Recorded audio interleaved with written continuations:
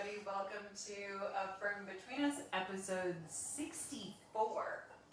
We are two of the four owners of Bebop Winery. My name's Jesse. And I'm Michelle. And we actually have something new and exciting. We are going to start the show with a video that shows you a little bit about the first grapes that we got and the start of Crush. So, Denali, roll it! High tech, people, high tech. Yeah.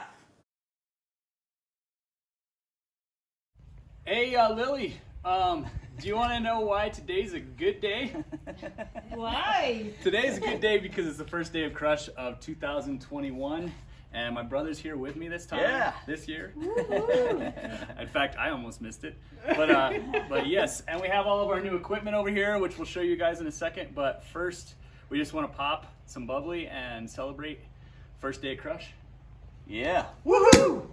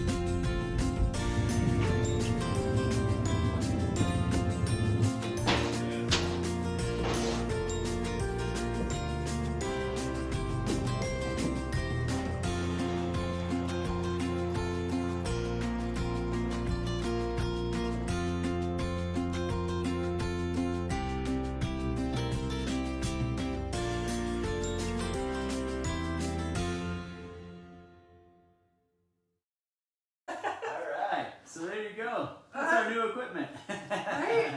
And I think that's a fun way to get to see some of the behind the scenes. We posted it on some of the social media sites and on YouTube as well, but we wanted everybody that tunes in here to get a chance to see it too. So thank you, Denali. That was a beautiful execution of making the video and filming all of that. And yeah, tell us about this new equipment. That's super exciting. And maybe explain why it's so exciting. Okay. Why are we so excited So about this? this year, yeah, we got last year. I think it was last year, maybe 2 seasons ago. We got a new crusher stemmer because we absolutely had to, and the old one was gonna give out any second. It was, it's been through hell and back with us and a previous winery. So it was really well used.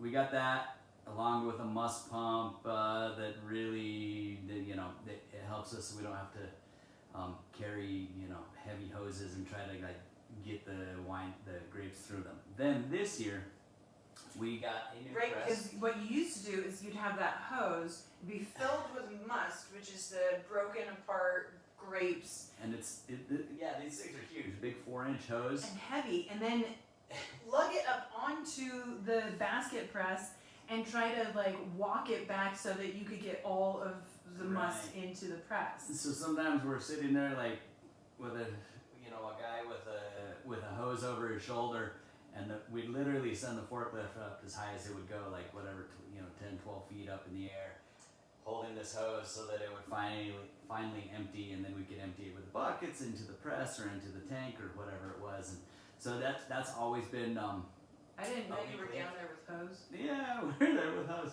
We still are actually down there with hose. But Damn it! You knew it, huh? That's why he's always late. Yeah, pretty exciting stuff. And then, but then this year we got a new press, so we really think we're going to be able to up our whites and rosés game.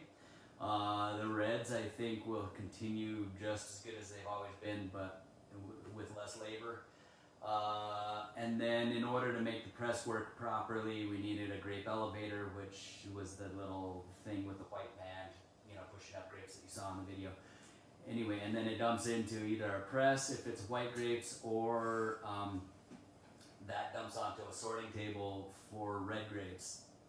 So anyway, all that's really exciting because I think our white wines are going to be so much better, and we're really going to be able to control how much color and flavor and extraction we get in our rosés as well, which is just awesome. Yeah. Very exciting. And this, we actually ordered one coming from Italy, so the one you saw in the video isn't the one that we'll have next year. Ours is even better. Ours is even better, a decently bigger, and I can keep all the oxygen off of our grapes if we want to. Oxygen is kind of like a killer of wine, which is why a wine bottle, you can't open a bottle and drink half of it and then let it sit for a week and expect it to taste the same. It's because it's in contact with oxygen. So like, if we keep oxygen off of it since the very start, we'll And be is that even with better. using argon? We'll use nitrogen in that case. 'Cause Nitrogen, okay. It'll be less expensive, Because you need a lot to fill that whole space. Exactly. Very cool. And one of the things that I was super excited about is that the Chardonnay, you didn't use the crusher to stemmer. You did whole cluster Yep. press, which is really exciting. You want to talk about what the difference is? Because I'm thrilled to see what this is going to turn into, and it Yeah. already tastes so beautiful. So whole cluster, we just put whole clusters right into the press. We probably lose a little bit of juice in the process, unfortunately, with maybe 10 gallons per ton or something down from what we would be. But in the process, the grapes don't have as much contact with, or the juice doesn't have as much contact with the skins. So then there's less extraction.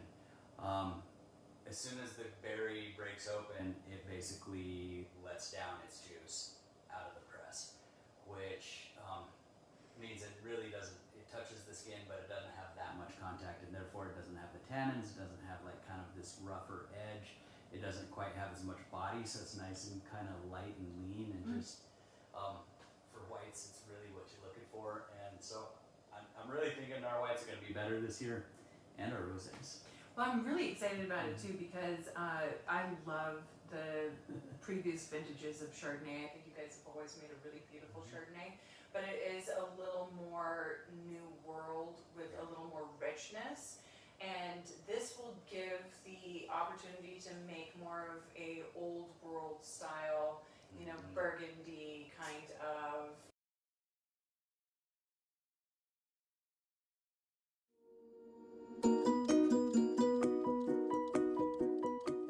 Barbera is associated with the Piedmont region of Italy, where it is the most widely planted red grape. Our Barbera is sourced from vineyards in Deming, New Mexico. This wine has bright berry notes, and after aging in French oak barrels, it also shows notes of cured meats and dark chocolate. Yet it retains its natural acidity so that it can even handle pairings with fresh tomatoes. Our winemakers love this wine for its versatility and depth. If you are in Santa Fe and would like to taste this wine, visit our partners at Amayo Wine Garden on Canyon Road.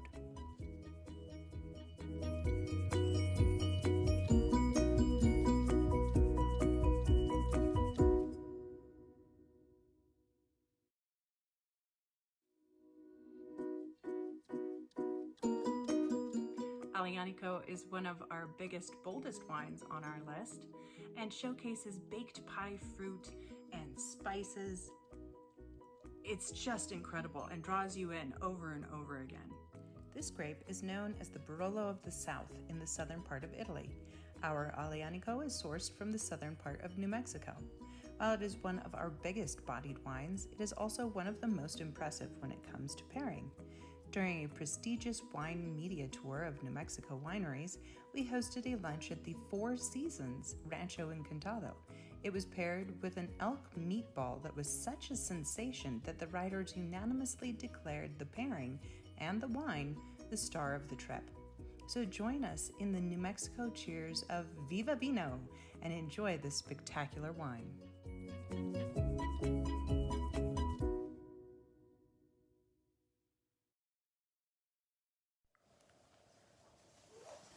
Well, there's nothing like filming at home in your kitchen and figuring out that nothing works. So I don't know where we left off, and our production assistant was distracted for just a moment and looked up and said, it's frozen. So who knows what you heard or didn't, but we're going to pick up from our next episode is October 7th. I'm not going to be here. I'm going to be doing a competition in Strasbourg. Super excited, really an amazing opportunity. And so I actually will have already done the Strasbourg competition and then be with my friend Luboš, who is my wine mentor and wine godfather for all intents and purposes. Right. It'll be our 17th anniversary from being married, and so we'll reconnect together with you guys, in front of you guys, and I'll just be on the computer. It'll be an interesting episode, but we'll be together with you on our anniversary. That will be 20 years of us together, all together.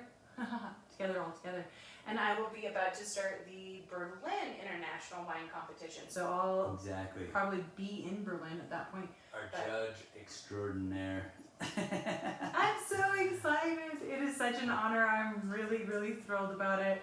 And it's a unique opportunity. So I'm taking every chance I can that is offered to me. So it'll be an interesting episode, but please do send in your questions if you have any.